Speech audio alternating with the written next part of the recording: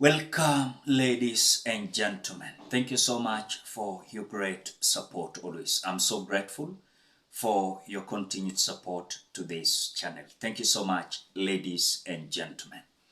Now, Kenyans, a section of political class and civil society organization and human rights activists are now coming out to reject the appointment of Kindiki as a man that has not come out to tell us clear what happened during the Gen Z's demonstration, where the justice has not been served to those individuals who were maimed, brutalized, and killed.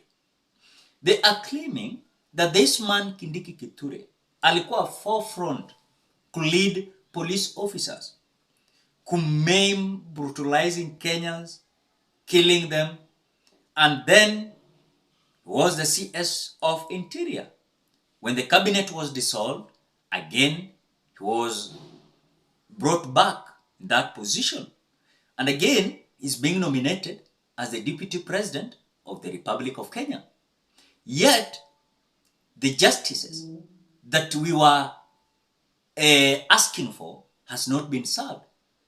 You heard even Kindiki Kithure coming out to say that he doesn't know those police officers who were killing Kenyans in parliament buildings.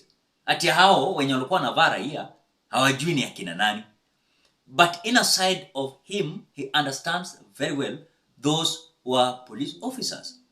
So it is so sad as majority of Kenyans are feeling like Kindiki Kithure was the man behind of course, when you look at the brutality, the killings of Kenyans, when he was the CS of the Interior. Until now, despite of William Ruto dissolving the cabinet, William Ruto, of course, brought him back as the CS of Interior. And now they are portraying his picture as someone who is suitable for this position. I want you to listen to the section of political class and civil society organization and human rights activists. But before we do that, ladies and gentlemen, just do me a favor, ensure you like the video. When you like the video, you automatically support the work that I'm doing in this channel, because sometimes you watch the video and forget liking the video. So this is just a reminder. As you watch the video, ensure like the video. Let us listen to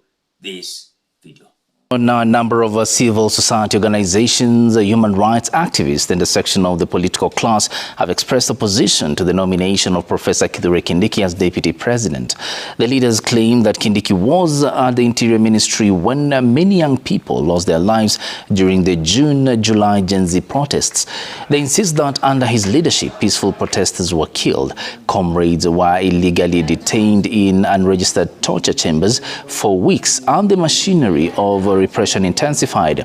They warn that Kindiki's appointment has not yet addressed justice for those who were killed or maimed during the recent protests. We just don't reject the nomination of Professor Kindiki as the deputy-elect, but we also reject the vote crowd in parliament that continue to be used by the Kenya Kwanza regime to actually undermine the Kenyan project. This current Kenya Kwanza government is beyond reform. In fact, we cannot negotiate with them. Everything they do, they help us to mobilize the anger of the Kenyan people. The nomination of Professor Kindiki as the deputy president has even brought a new anger in the majority of the Kenyan people. We'll be at the forefront to make sure that this Kindiki project is humiliated and defeated. Down with Kindiki, down. Down. The question is about suitability. Is it suitable? Eligibility, we leave it. And I know some people want to go to court because I've had calls here and there. So let the courts determine whether it's eligible to be nominated to be a vice president. So that is how now Kenyans are coming out to realize that this man Kindiki Kithure is not fit for this seat of the deputy president. But again, if you clearly understand how some who are close allies of William Ruto and Raila Amolo Odinga are behind Kindiki Kithure's candidature. I'm just shocked. Kenyans, I was part and parcel of the Azimio demonstration. I remember that time when Akina Raila were almost killed by this rogue regime. Kindiki Kithure was the CS of Interior. I remember I attended the Kamkunji rally. After that, Raila announced, we go, we go. Then after that announcement, we were blocked not to access any road that is leading us to Nairobi CBD. Kenyans, I want to tell you, some young men and women, they were killed during that demonstration. But again, when the Azimio saw like it was not going to succeed, they demanded the resignation of Kindiki Kithure. They demanded the resignation of William Ruto and Gacheta, the way they were calling the Rigathi Gachagua. But now, what is this that is making members of parliament from ODM party to say musipende Kindiki as atakuwa deputy president? Now, this is whatever Caleb Amisi is saying. Caleb Amisi is saying, and remember Caleb Amisi is a member of parliament elected under ODM party. He's saying, Kindiki will be your deputy president, even after all the court processes are complete. Impeachment is a parliamentary process and not a judicial gymnasium. If Gen Z tries again, the finish Kumalo thing, and Ruto resigns, Kindiki, the man has 2/3 voting parliamentary approval. He comes with no votes and no charisma to attract other regions' votes. He can easily become a transitional president. In short, ni mtu bure politically. Ruto has just made the biggest blunder of his life. Keep this for future reference. I'm really wrong. That is what Caleb Hamisi is telling Kenyans. But now, we are having those ODM cronies. When we were together, myself, we were together with them, with the Azimio Maandamano at Kamkunji, Nairobi. When we proceeded to, some proceeded to El Maradaima. And that is the place where, if Raila Odinga was not careful, these people were killing them, you know. And they demanded Kindiki Kithure, William Ruto, and Rigathi Gachagua, they must go. And that is why I always say, we are tired with political conmanship and sellout. You cannot convince me that this man killed people during the Azimio demonstration. The same thing he did during the Gen Z demonstration.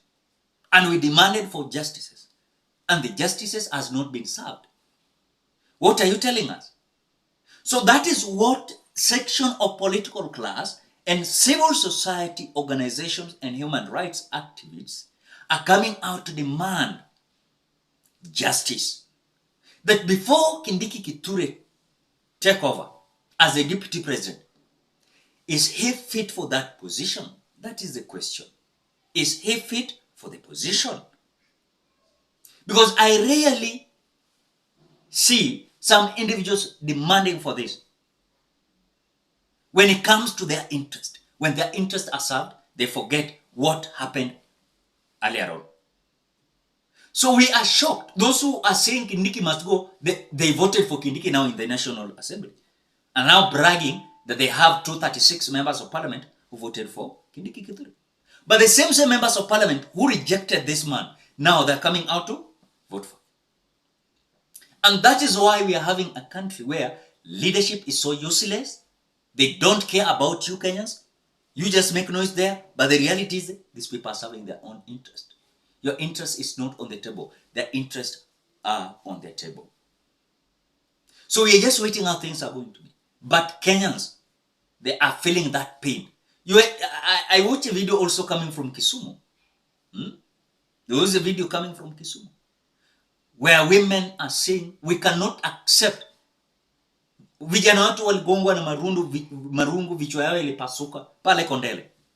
The same man, MPs wa kutoka hiyo region bado wanapigia huyu jamaa ati ndiye kuwe deputy president. Come on Kenyans, why are we forgetting this faster?